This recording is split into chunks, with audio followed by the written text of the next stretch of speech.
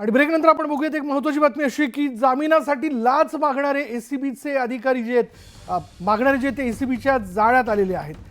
जामिनाकरता लाच मागणारे काही जण जे ते एसीबीच्या जाळ्यात आल्याचं आपण बघतोय. साताऱ्यात एसीबीने कारवाई केली आहे. जामिनाकरता 5 लाखांची मागणी करण्यात आली होती. संशयितांमध्ये सत्र न्यायालयाच्या न्यायाधीशाचा देखील समावेश असल्याचं कळत आहे. चौकशीसाठी तिघांना ताब्यात घेण्यात आलेलं आहे. मोठी बातमी आत्ता एक क्षणाची की जामीन मिळावा यासाठी 5 लाखांची लाच जी आहे ती मागण्यात आलेली होती, ज्यामध्ये सत्र न्यायालयाच्या न्यायाधीशाचा देखील सहभाग असल्याचं कळत आहे. त्यामुळे न्यायाधीशाचा या प्रकरणात सहभाग असणं हे अत्यंत धक्कादायक आहे.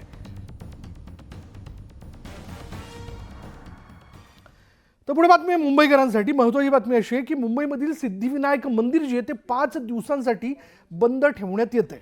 बुधवारपासून रविवारपर्यंत हे मंदिर बंद असणार आहे. या 5 दिवसात गणपती बाप्पाच्या मूर्तीचा शेंदूर काढून नवा लेप त्या ठिकाणी लावण्यात येईल आणि यावेळी बाप्पाच्या सोन्याच्या प्रतिमूर्तीची पूजा अर्चा जी आहे ती केली जाईल, ज्याला उत्सवी मूर्ती असं देखील म्हटलं जातं. आणि या संदर्भातला आढावा घेतलाय आमच्या प्रतिनिधी प्रणाली कापसे यांनी. माघी गणेशोत्सवाच्या तयारीसाठी म्हणून मुंबईच्या सुप्रसिद्ध सिद्धिविनायक मंदिरामध्ये पुढचे 5 दिवस गणपती बाप्पाचं प्रत्यक्ष दर्शन हे बंद करण्यात आलेलं आहे आणि प्रतिमूर्ती स्थापित करून त्या प्रतिमूर्तीचं दर्शन भाविकांना दिलं जात आहे. मी सध्या मुंबईच्या सिद्धिविनायक मंदिराच्या बाहेर उभी आहे. बाहेर विशेषतः जे पर्यटक आहेत त्यांना सगळ्यांना मुंबईत आल्यानंतर मुंबईच्या या आराध्य दैवत गणपती बाप्पाचं सिद्धिविनायक बाप्पाचं दर्शन घेण्याची ओढ असते आणि त्यांच्यासाठी म्हणून खास आपण जर बघितलं तर या ठिकाणी प्रतिमूर्तीची स्थापना करण्यात आलेली आहे.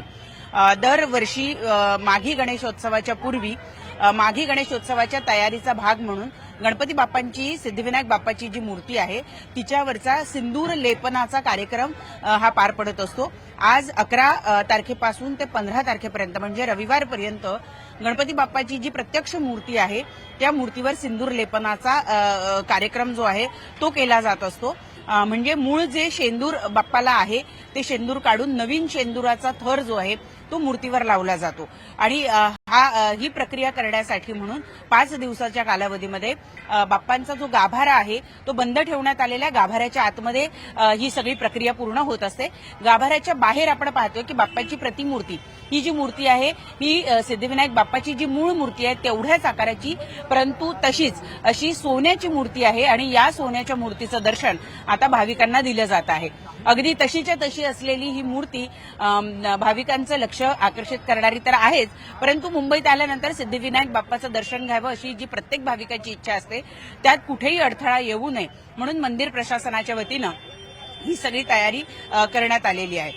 या दरम्यानच्या 5 दिवसाच्या कालावधीमध्ये बाप्पांच्या ज्या नित्यपूजा असतात त्या व्यवस्थित त्याच पद्धतीनं पार पाडल्या जातात. 16 तारखेला दुपारी 1 नंतर बाप्पाच्या प्रत्यक्ष मूर्तीचं दर्शन जे आहे ते भाविकांना सुरू करण्यात येणार आहे. सचिन कुबडेसह प्रणाली कापसे, न्यूज 18 लोकमत, मुंबई.